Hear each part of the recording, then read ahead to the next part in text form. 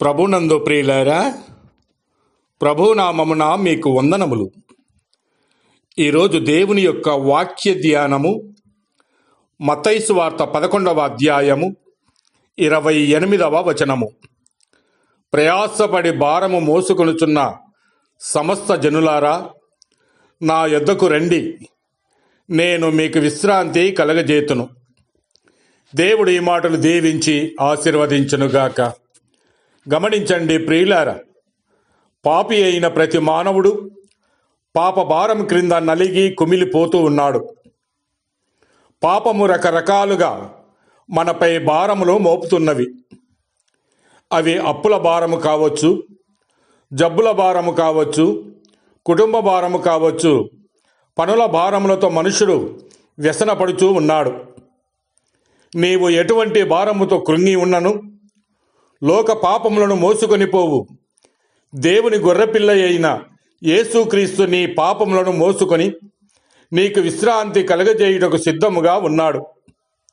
ప్రభు అంటూ ఉన్నాడు, యోహాను సువార్త 14వ అధ్యాయము 6వ వచనములో, నేనే మార్గము, సత్యము, జీవమును, నా ద్వారానే తప్ప ఎవడనో తండ్రి యొద్దకు రాడు అని సెలవిస్తూ ఉన్నాడు.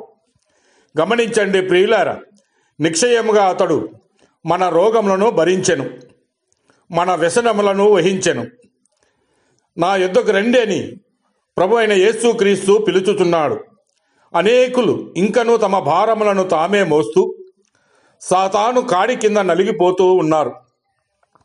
సాతాను బహు క్రూరమైన యజమాని. వాడి పాపాల కాడి బహుభారమైనది. అయినప్పటికీ నీవు ఉన్నపాటున యేసయ్య దగ్గరికి వచ్చినచో, యేసయ్య నీ మీద ఉన్న భారమైన కాడిని తీసివేసి సులువుగా ఉన్న ఆయన కాడిని, తేలికైన ఆయన భారమును నీ మీద ఉంచి నిన్ను ప్రేమతో నడుపును. మీ కొరకు ఆయన చింతించుచూ ఉన్నాడు కనుక మీ చింత యావత్తు ఆయన మీద వేయుడి.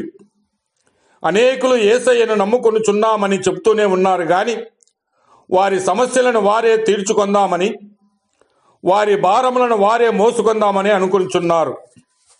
అయితే గమనించండి ప్రియులారా, నీ భారము యెహోవా మీద మోపుము, ఆయనే నిన్ను ఆదుకొనును. నీ పనుల భారము యెహోవా మీద ఉంచుము, అప్పుడు నీ ఉద్దేశములు సఫలమగనని సామెతల గ్రంథం 16వ అధ్యాయము 3వ వచనము సెలవిస్తూ ఉన్నది.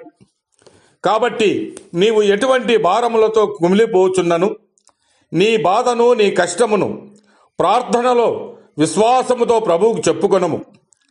ఆయన నీ దోషములన్నీ క్షమించువాడు, నీ సంకటములన్నిటినీ కుదుర్చువాడు ఆయనే గనుక ఆయన యొద్దకు రమ్ము. ఈ లోకములోని ఒక పాపి ఒక గాడిద వలె పాప భారాన్ని మోస్తూ ఉన్నాడు. అయితే ఒక వ్యక్తి యేసుక్రీస్తు వద్దకు వచ్చినప్పుడు లోక పాపములను మోసుకొని పోవు దేవుని గొర్రెపిల్ల అయిన యేసుక్రీస్తు యొద్ద తన భారాన్ని వదిలిపెట్టి ఆయన ఇచ్చు విశ్రాంతిని పొందుచున్నాడు. ఆయన యొద్ద విశ్రాంతి పొందిన మనము ఆయన కాడిని ఎత్తుకొని, ఆ కాడి సులువైనది, ఆ భారము తేలికైనది. దేవుడు ఈ మాటలు దీవించి ఆశీర్వదించునుగాక.